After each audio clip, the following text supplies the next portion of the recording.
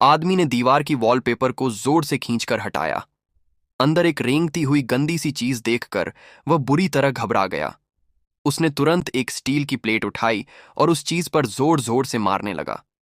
तभी सभी लाइटें टिमटिमाने लगीं और वह जान बचाकर भाग खड़ा हुआ। थोड़ी देर बाद एक महिला वहां पहुंची, लेकिन उसके चेहरे पर डर नहीं बल्कि चिंता थी। दरअसल सांग ब्याओ एक जादूगर था। अगले दिन के शो के लिए वह एक छोटे से कस्बे के होटल में ठहरा था। जैसे ही वह अपने कमरे में दाखिल हुआ, उसने बिस्तर के नीचे एक पैर देखा और उसके पसीने छूट गए। तभी एक बूढ़ा आदमी बिस्तर के नीचे से निकलकर तेजी से भाग गया। घबराया हुआ सांग ब्याओ अलमारी खोलता है तो उसमें एक औरत दिखाई देती है। वह सिर्फ हल्की सी मुस्कान देती है और चली जाती है। सांग ब्याओ उसके पीछे जाता है, लेकिन देखता है कि वही बूढ़ा और वह औरत आपस में कुछ बात कर रहे हैं। जैसे ही वे उसे देखते हैं, तुरंत वहां से चले जाते हैं। अगली सुबह जब सांग ब्याओ अपना सूटकेस लेकर होटल से निकलने की कोशिश करता है तो उसे कोई बाहर जाने का रास्ता नहीं मिलता। जहां कल सीढ़ियां थीं, वहां अब एक ठोस दीवार खड़ी थी। तभी ऊपर पाइपों से तेज आवाज आने लगती है। पूरा गलियारा हिलने लगता है और लाइटें झिलमिलाने लगती हैं। दीवारों में अचानक छोटे छोटे दरवाजे खुलते हैं और उनमें से एक बैंड निकलकर उसकी ओर बढ़ने लगता है। डर के मारे वह सूटकेस उठाकर भागता है।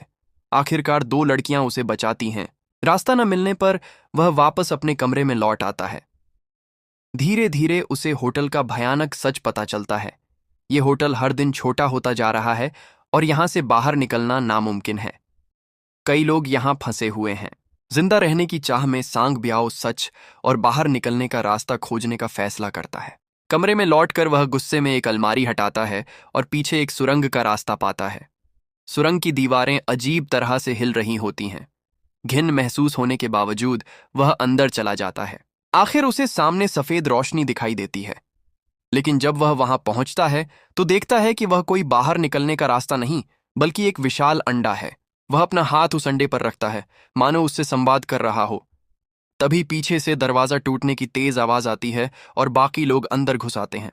अचानक तेज दर्द से एक विशाल ऑक्टोपस तड़पने लगता है। यह देखकर सांग ब्याओ पूरी ताकत से एक पत्थर बाहर की ओर धकेल देता है। जब वह दोबारा आंखें खोलता है तो खुद को समुद्र में पाता है। ऑक्टोपस उसके चारों ओर घूम रहा होता है। फिर वह उसके पीछे आकर अपनी भुजाओं से उसे कसकर लपेट लेता है और समुद्र की सतह पर चमकती रोशनी की ओर ले जाने लगता है।